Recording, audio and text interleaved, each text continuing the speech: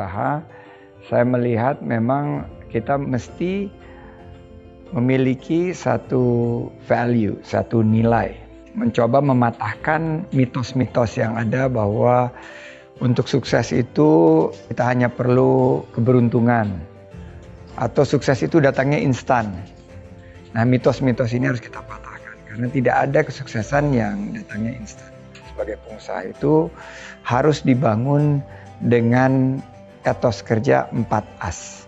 Itu nilai yang selalu saya tanamkan bahwa jika kita ingin sukses, benang merah dari orang-orang sukses itu adalah etos kerja 4As ini.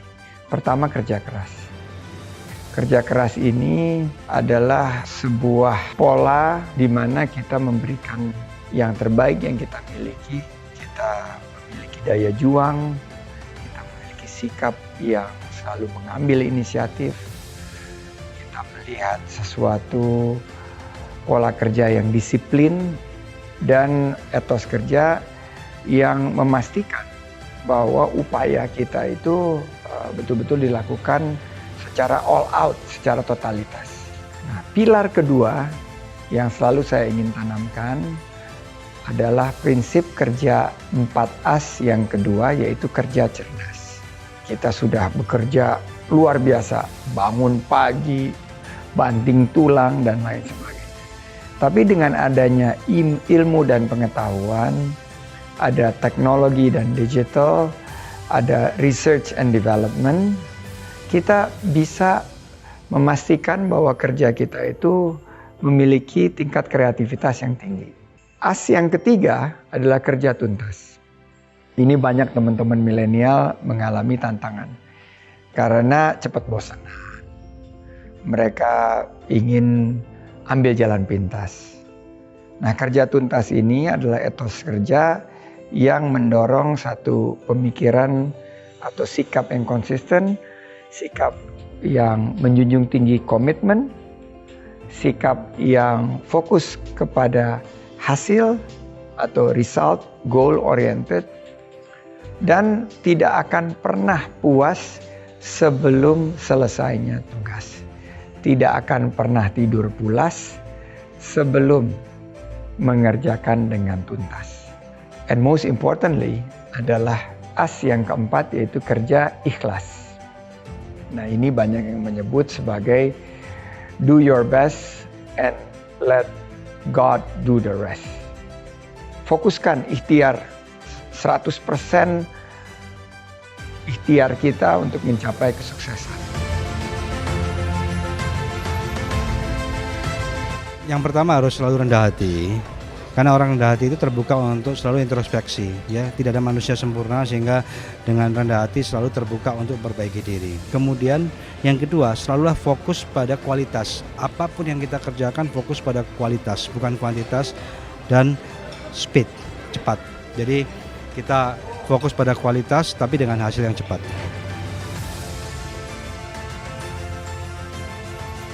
Pertama, kejujuran kepada diri. Itu penting banget, selalu tanyain kenapa. Kenapa gue melakukan ini. Dan harus jujur.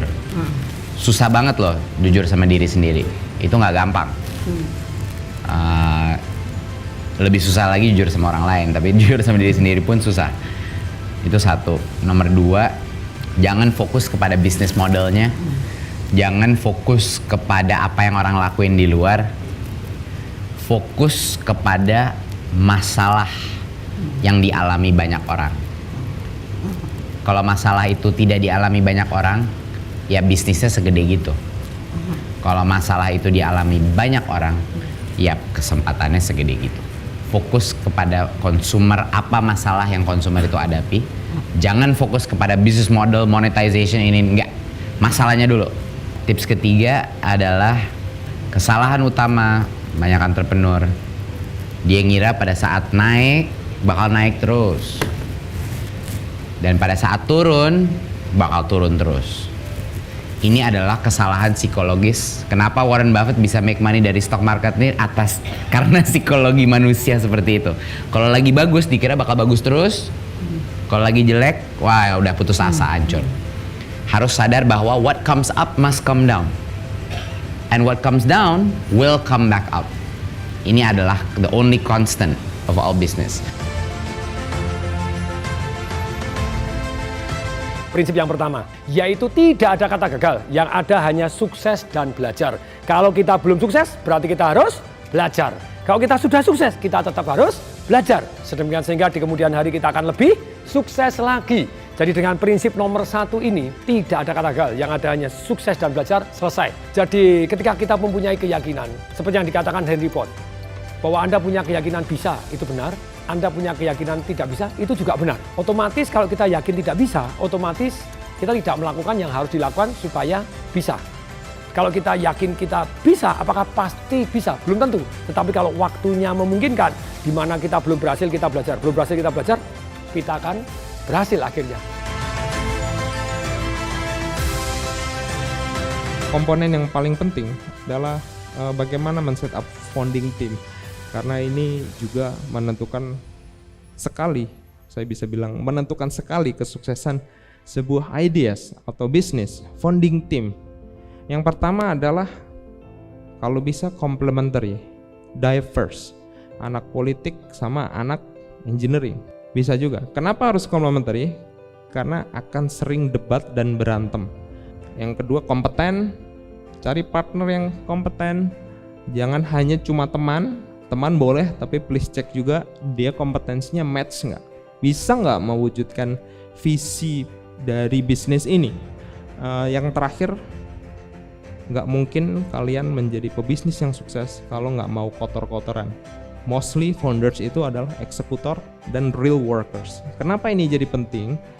Karena untuk menciptakan produk yang bisa dinikmati banyak orang, kalian harus mengerti banget kebutuhan customer dan jangan sampai dia bohongin sama orang. Go on the ground, meet customer, dan di situ nanti produknya terus berkembang dan jadi sempurna gitu. Nanti kalau nggak jadi eksekutor antara produk dan juga kebutuhan customer, itu somehow kayak jaraknya jauh banget karena jarang ketemu customer gitu. Jadi kalau di Tokopedia kami punya DNA value itu growth mindset. Carol Dweck, seorang profesor di Stanford, mengatakan manusia itu hanya terbagi 2, pola pikir, fixed mindset atau growth mindset. Fixed mindset percaya bahwa kecerdasan itu bawaan lahir. Growth mindset percaya bahwa kecerdasan itu adalah proses. Atlet-atlet terbaik di dunia itu rata-rata semuanya pasti growth mindset. Mereka setiap hari itu bangun pagi, latihan begitu keras, berusaha mengalahkan diri sendiri, berusaha mengarahkan rekor-rekor yang mereka miliki sendiri. Jadi mereka itu tidak pernah terobses kepada kompetisi. Mereka itu terobses terhadap bagaimana menjadi lebih baik. Satu hari ini harus lebih baik dari hari kemarin. Dan pola pikir itu bisa diubah, tidak bawaan lahir.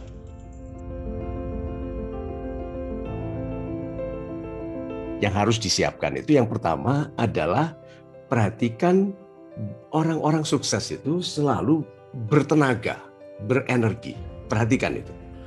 Mau yang muda, mau yang tua, mereka semua berenergi. Mereka semua seperti ada mesin yang kuat di dalam pribadi mereka. Ada api yang membara, ada kekuatan yang tidak lazim.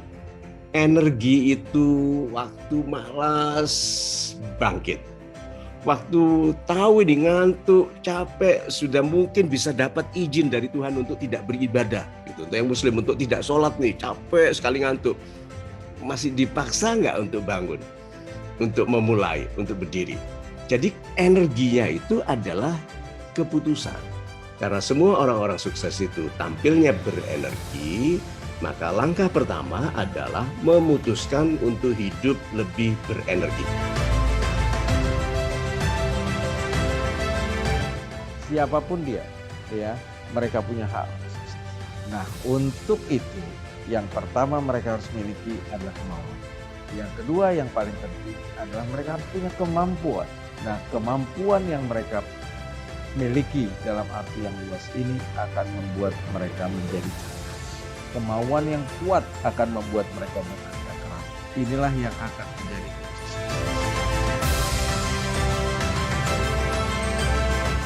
Bagaimana kalau mulai bisnis itu yang penting modalnya adalah keberanian. Tapi itu baru mulainya saja. Bagaimana cara menjalankannya, gitu ya, membangunnya, Anda butuh keilmuan. Nah, pada saat menjalankannya, pada saat Anda pengen scale up, Anda butuh kesabaran. Karena biasanya keinginan untuk terus bertumbuh secara signifikan, membesar dalam waktu cepat itu membuat Anda tidak sabar akhirnya. Maka Anda perlu kesabaran.